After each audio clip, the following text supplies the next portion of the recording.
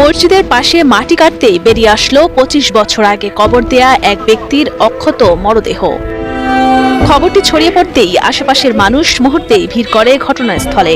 শুরু হয় নানান জল্পনা কল্পনা। এলাকার অনেকেই বলেন এটি আল্লাহর কুদরত, আবার অনেকেই বিশ্বাস করছেন পরহেজগার বান্দার প্রতি জান্নাতের ইঙ্গিত হিসেবে। নতুন কাপড় মনে ২-৩-৪ দিন আগের পোতানো লাশ এরকম। লাশটার কাপড় যেটা ছিল একদম ফ্রেশ, কোনো ময়লা টালা ছিল না, কোনো স্পট নেই।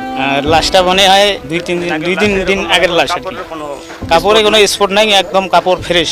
বিস্ময়কর এই ঘটনাটি ঘটে ২২ এপ্রিল বিকেলে রংপুরের কাউনিয়া উপজেলার শিবকুঠির পাড় এলাকার মসজিদের সেফটি ট্যাঙ্ক খননের সময়। প্রত্যক্ষদর্শীরা জানান কাফনের কাপড়ে মোড়ানো অবস্থায় পাওয়া যায় মরদেহটি।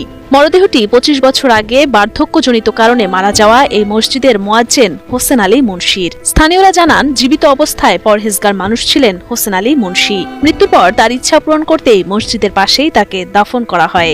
দাফনের দীর্ঘ ২৫ বছর পর মরদেহটি ছিল অনেকটা মমির মতো শুকানো, তবে কাফনের কাপড় ছিল একেবারে পরিষ্কার ও পুরোপুরি অক্ষত। খুবই ভালো ছিল লোকটা, অনেক ভালো ছিল। আমরা ছোটবেলায় এই জায়গায় স্কুল পড়ছি, আমাদের কিন্তু ডাকছে, আমরা ডাক শুনছি। আমি দেখতে আসলাম যে আমার দাদু ২৫ বছর আগে মারা গেছে। আমি দেখিনি, ছোটবেলায় দেখছিলাম।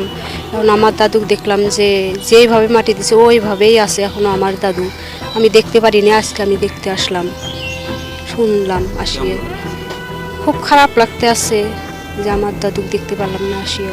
২৫ বছর আগে মারা যাওয়া হোসেন আলী মুন্সির অক্ষত মরদেহ দেখতে ছুটে আসেন তার পরিবার ও স্বজনরা। পরবর্তীতে মরদেহটি তুলে পার্শ্ববর্তী কবরস্থানে দাফন করা হয়। আমার বাবা হয় ২৫ বছর আগে সে বৃদ্ধ ছিল।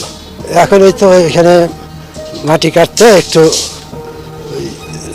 কাপড় বেড়াইছে, ওইটা খুঁড়তে খুঁড়তে ওইটা গোটাল ইয়াটা বের করিয়া ওই মসজিদের ওইখানে গোরস্থান আছে, ওইখানে মাটি দিয়েছে। কাপড়টা ভালোই দেখলাম। ২৫ বছর পর আমার শ্বশুরকে দেখলাম, তার স্মৃতি একটা কাপড়ও কোনো স্পট নেই কাপড়ের মধ্যে দেখলাম আমার শ্বশুর ২৫ বছর পর।